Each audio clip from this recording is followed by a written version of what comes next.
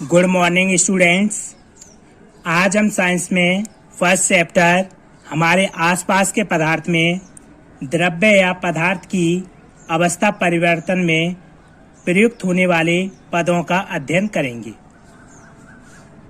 गलनांक, वह ताप जिस पर कोई ठोस पदार्थ द्रव में परिवर्तित हो जाता है, उस ठोस पदार्थ का गलनांक कहलाता है। गलनांक वह स्थिर ताप है जिस पर कोई ठोस पदार्थ द्रव पदार्थ में बदल जाता है, उसे हम उस ठोस पदार्थ का गलनांक कहते हैं तथा इस प्रक्रिया को हम गलन कहते हैं। हिमांक, वह ताप जिस पर कोई द्रव पदार्थ ठोस अवस्था में परिवर्तित हो जाता है, उस द्रव पदार्थ का हिमांक कहलाता है। उदाहरण के लिए जल का हिमांक 0 डिग्री सेल्सियस होता है। हिमांक वह निश्चित ताप है जिस पर कोई द्रव पदार्थ ठोस अवस्था में बदल जाता है, उसे हम उस द्रव पदार्थ का हिमांक कहते हैं तथा इस प्रक्रिया को हम हिमीकरण कहते हैं। क्वथनांक, वह ताप जिस पर कोई द्रव पदार्थ गैस अवस्था में परिवर्तित हो जाता है, उस द्रव पदार्थ का क्वथनांक कहलाता है। उदाहरण के लिए जल का क्वथनांक 100 डिग्री सेल्सियस होता है।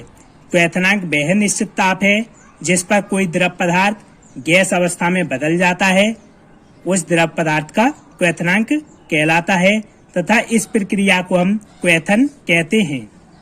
बाष्पन, बाष्पन वह प्रक्रिया है जिसमें एक निश्चित ताप तथा दाब पर द्रव अवस्था गैस अवस्था में परिवर्तित हो जाती है, बाष्पन कहलाती है।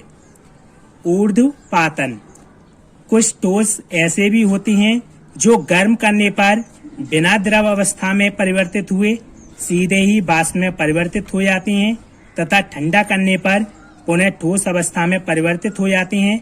ऐसे पदार्थ ऊर्ध्वपातज कहलाते हैं तथा यह प्रक्रिया ऊर्ध्वपातन कहलाती है।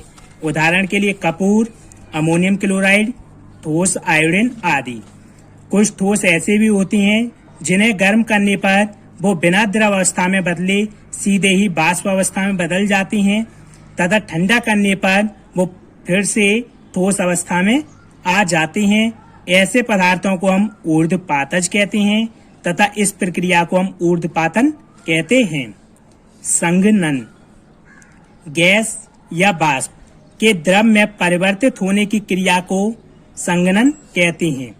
जब कोई गैस या वाष्प द्रव अवस्था में बदल जाता है तो इस प्रक्रिया को हम संघनन कहते हैं।